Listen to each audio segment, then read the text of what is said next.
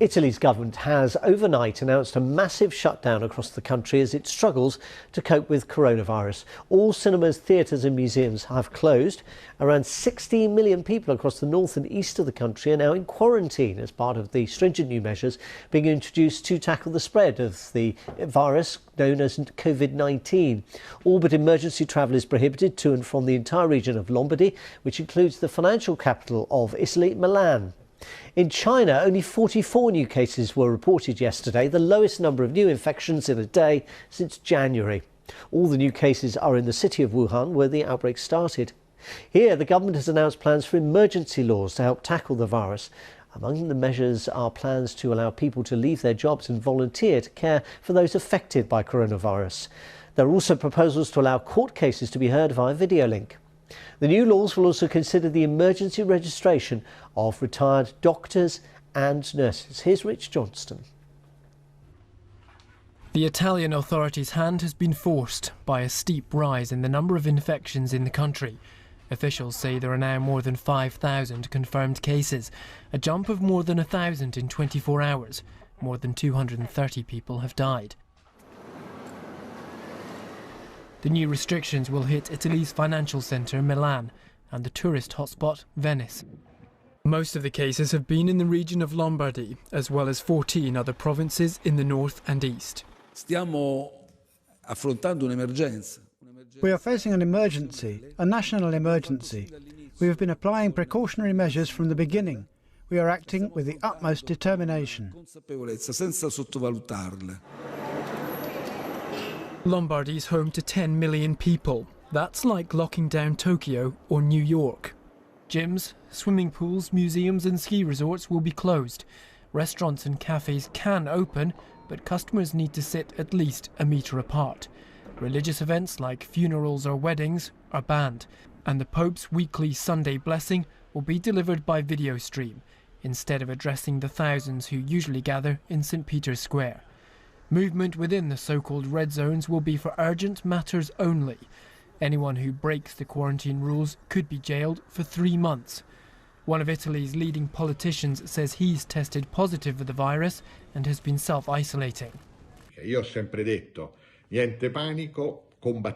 have always said don't panic. Let's fight this, and in this moment I will, of course, give a good example and follow the advice of the doctors and of scientists.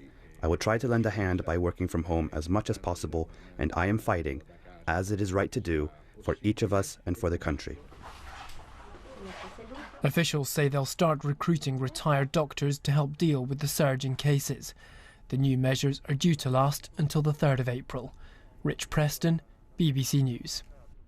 Well, our correspondent Bethany Bell is in Bologna and she gave me an update.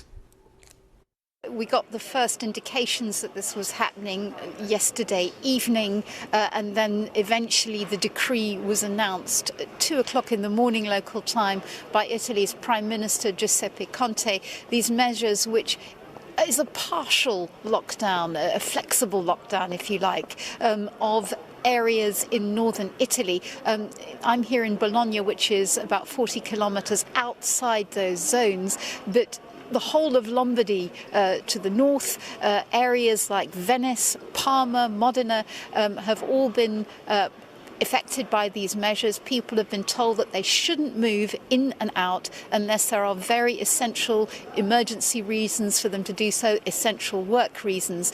And the police will be able to have powers to stop people and ask them why they're moving in and out. Trains and planes, though, are still running, although of course we did see those pictures of how quiet it's looking at Milan Central Station this morning. But of course it is Sunday morning, and I think some people are certainly trying to see how they can get in and out, people who don't live there, visitors for example. I mean, it's a bit curious, isn't it, for, on the one hand, for the government to announce this closure, fairly dramatic move.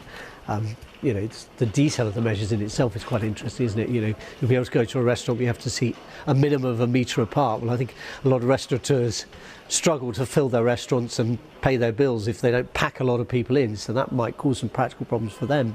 And they have to be shut by 6 o'clock in the evening. But we have this situation where apparently flights are still going in and out of Milan airport, the airports in Milan. I mean, that seems very confusing. flight. I mean, again, it's a partial lockdown. It's not the sort of situation we've seen in areas of China where there was a much more stringent thing. But it is what Italy's government called a national emergency. Over the last week, the number of infections has continued to rise. They said that last week would be a crucial week in determining the number of new infections. We've seen the infection numbers rising, and this decision has been taken by the government to try and stop that as much as possible. But there are people here in Italy saying, is this all coming too late? Should these measures have been taken before now? And what are we doing to our economy if you're shutting down, even partially, cities like Milan, which is Italy's financial capital? Now, you're talking about the meter questions in cafes and restaurants. That has been the advice for a while now, and we've seen in recent days people trying to establish that in restaurants, but in some places it is simply very difficult for people to control that. That's Bethany Bell talking to me from Bologna.